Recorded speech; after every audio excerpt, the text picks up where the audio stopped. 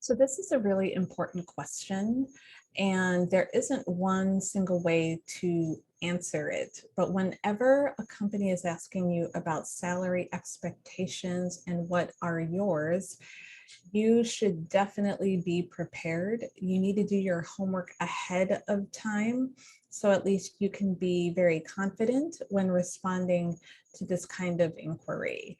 So some of the resources that are out there are very easy to obtain.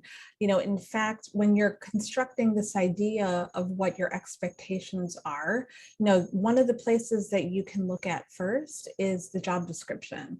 In many states across the US, pay transparency laws, are in effect. And this is requiring companies to share the stated range for positions that are out there, what they're paying these kind of roles.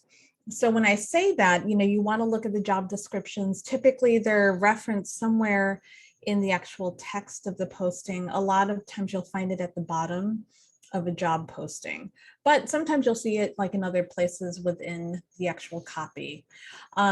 However, many people do say back to me that, it's really hard to know what they should be answering to this, even if a stated range is given, because the stated range is like a wide spread. It's something like 100K difference in a range or more than that sometimes. It's really hard to navigate what an appropriate response would be. And so just some things about that, I have some thoughts. Definitely you want to make sure you're informed as to what the position you're going for is paying for your geographic region and your years of experience. And you can do this by a number of resources that are out there. So many people like to use these popular websites or apps that are out there where people are volunteering information anonymously about the offers that they're getting, about other kinds of pay they're receiving when they're employees at these companies in similar jobs. These are sites like Indeed, Glassdoor, the app Blind, the website Levels.fyi. There are so many fantastic resources that are free out there that you can review and get a sense of what companies are paying based off of what people are saying about them from their experiences. While it's helpful to use these sites to get a pulse on things, keep in mind, people are just volunteering this information. There's not really anything in place that can check whether or not the information is accurate. It might be somewhat true, but they're not necessarily verifying the data points. So, keep that in mind. So when you are looking at different resources and constructing an idea of what is an appropriate salary range for you from an expectation standpoint, you also should look at sites that do have actual verified salaries to show for certain positions. So sites like salary.com, payscale.com provide information based off of company survey data for job families, job positions, geographics. And these are things that companies volunteer in terms of, establishing what verifiably can be said that they're paying for these roles. So it's helpful to look at these sites and understand the data sources so you can come to some sort of conclusion that is right for you in terms of what is an appropriate range for you when asked about the question of expectations. Another area that you want to explore is have a conversation with people that you trust that are informed about, the position that you are going after.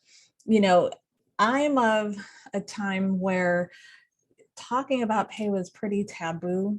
I remember employers and just people saying, never talk about pay with people that you work with, don't share anything. Certainly over the years that this philosophy has changed. I mean, I don't think you should share it with everybody and have open conversations necessarily if you're not comfortable with that. But certainly be open to the idea of sharing a conversation with someone that you trust to really understand what their point of view is, what they've seen as you're constructing what works for you. Lastly, we're going to go back to the job description and the stated range. So a lot of times, people, they state the range and they don't necessarily know what's an appropriate thing to mention in terms of their expectations. It's helpful to have an idea of these ranges that typically most companies don't hire people in at the top of the salary range. Usually each company has a position or a philosophy, if you will, of where they like to hire in their new hires. A lot of times you'll see that there's a preferred zone of salary within that band that they've shared, where maybe they're bringing in people, they prefer to bring people in somewhere between 50% of the pay scale to 70-75%, ideally somewhere in that range. This is where it can vary, but just know that it's rare that they'll bring people in at the very top, let alone the bottom of the range. So somewhere in between, and somewhere in that 50 to 70, 75 percentile is probably a safe bet that there's some, that you're in their preferred zone. Oftentimes people ask me, well, do I have to ask for that to be in the preferred zone? And certainly the answer is no. You can ask for whatever you want, but know that, these preferences companies have in terms of where they like to have their hires brought in at, it does exist. Certainly I wouldn't say it's always a hard and fast rule that there's no flexibility to go higher. Certainly there could be, but depending on when you're answering this question, in the beginning, it might make most sense to state a certain range that puts you in, a flexible range where you think that the company is targeting for their preferred area of where they'd like to pay for a salary.